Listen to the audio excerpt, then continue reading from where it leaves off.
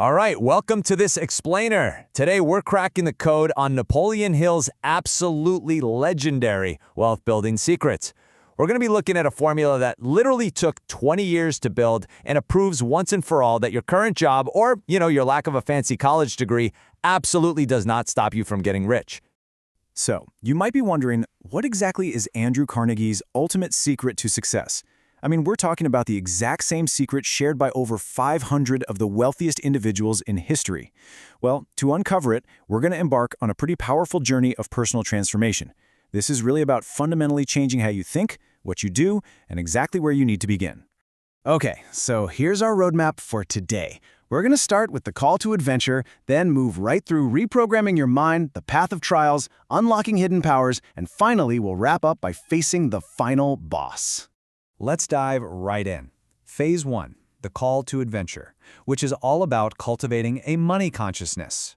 Now, Hill gives us this incredibly actionable 6-step playbook to actually turn an abstract dream into concrete reality.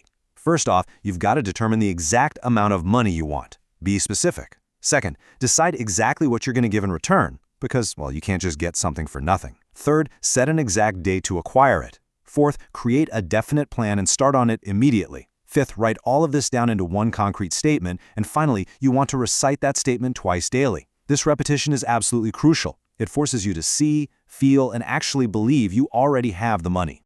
Moving right along to Phase 2, gaining the tools, or basically reprogramming your subconscious mind.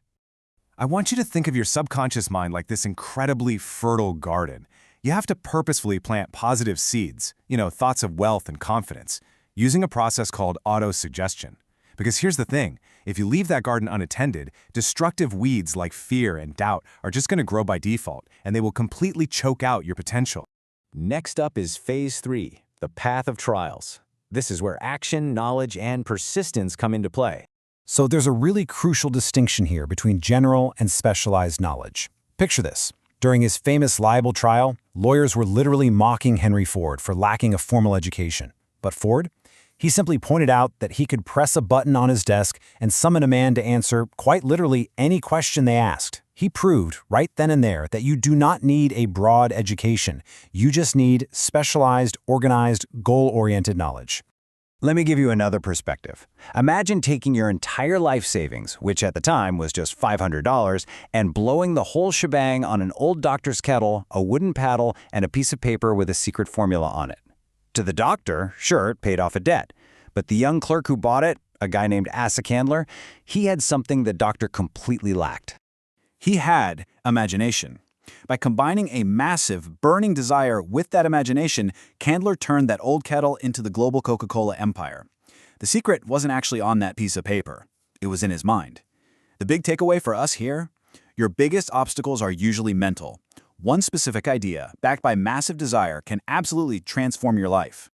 But listen, all of this requires massive, massive persistence. Thomas Edison literally endured 10,000 failures before he perfected the incandescent light bulb. 10,000. Lucky breaks just don't magically happen. They are the direct result of organized, persistent effort over a long period of time. Defeat is really only ever a temporary test. If a plan fails, it just means there's a flaw in the strategy, not your goal. While most people just throw in the towel, true winners instantly discard the broken plan, pivot to a brand new one, and just keep moving forward. You've also got to master the art of rapid decision-making. Advisors practically begged Henry Ford to ditch the Model T. People actually dubbed it the world's ugliest car, but he stubbornly kept it in production and, made an absolute fortune. Why? Because opinions are literally the cheapest commodities on earth. Highly successful people trust their own firm choices. All right, that brings us to Phase 4, unlocking hidden powers. This is all about amplifying your success. To truly escape poverty, Henry Ford definitely didn't go it alone. He surrounded himself with 50 trusted men, including Thomas Edison. This is what's known as the mastermind principle. When two or more minds align in perfect harmony, it's like they create this third, invisible, exponentially stronger force. It's a total game changer. Now, Hill also identified a somewhat controversial but incredibly common trait among the ultra-successful: sex transmutation. Instead of letting humanity's strongest physical stimulus distract them, they use intense willpower to redirect that primal energy straight into laser-focused, creative business output. And just think about the sheer hardware you already possess inside your head. Your brain houses up to 14 billion nerve cells, acting as this massive broadcasting and receiving station. When you stimulate it with positive masterminds and that transmuted energy, you literally wire yourself to catch flashes of brilliant insight and those so-called lucky hunches. And finally, we reach Phase 5, the final boss, defeating the ghosts of fear. Before you can achieve any of this, you have to consciously use your willpower to defeat 6 specific ghosts: the fears of poverty, criticism, ill health, lost love, old age, and death. Remember, fear is really just a state of mind, and your mind is the only thing in the entire universe that you have absolute 100% control over. The exact moment you close your mind to negative influences, yeah, even those well-meaning relatives who say you can't do it, and you just stop making alibis, you finally take the wheel. You determine your social, professional, and financial destiny simply by standing guard at the door of your own thoughts. Ultimately, it all boils down to Andrew Carnegie's fundamental truth: your mind is the architect of your reality. Whatever you can clearly conceive and truly believe through unwavering faith, you can absolutely achieve. So, you are now fully equipped with this timeless roadmap to riches. These 13 steps are officially yours to use.